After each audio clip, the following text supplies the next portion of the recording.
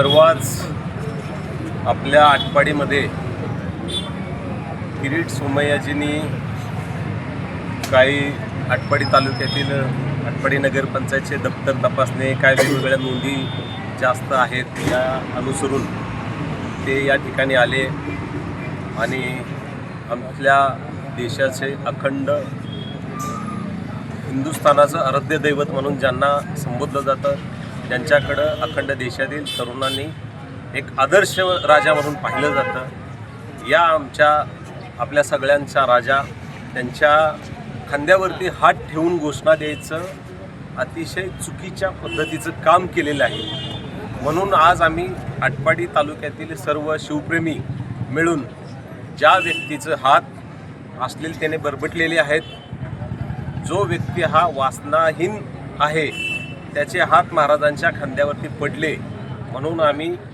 महाराजांचा आज दुग्ध अभिषेक केलेला आहे समस्त तालुक्यातील शिवप्रेमींच्या वतीने। मुळामध्ये हा कुठलाही राजकीय अजेंडा नाही, आमचा राजकीय कुणालाही विरोध नाही, परंतु असे कृत्य करणाऱ्या सर्व जे काही या देशामध्ये असतील असे जे भुरटी लोक आहेत, जे विविध महापुरुषाचा अपमान करत असतात, या सगळ्यांचा निषेध करण्यासाठी आज या ठिकाणी आम्ही उपस्थित राहिलेलो आहे। आणि किरीट सोमय्या एकदम फालतू माणूस आहे, वासनाहीन माणूस आहे। आपण मागल्या काळात त्यांचे अनेक व्हिडिओ सोशल मीडियावरती पाहिले असतील, त्या व्हिडिओच्या माध्यमातून त्यांची काय लायकी आहे तुम्ही पाहिली असेल।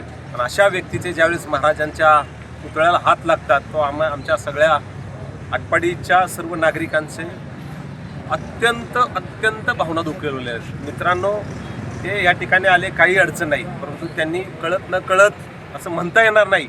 माझं असं मत आहे की जाणून बुजून ही घटना घडलेली आहे किंवा केलेली आहे। माझे या देशात आपल्या महाराष्ट्र राज्याचे मुख्यमंत्री आदरणीय देवाभाऊ यांना अतिशय नम्रपूर्वक विनंती आहे की जोपर्यंत किरीट सोमय्या महाराजांची माफी मागत नाही तोपर्यंत यांना कुठल्याही प्रकारचं संरक्षण देऊ नये।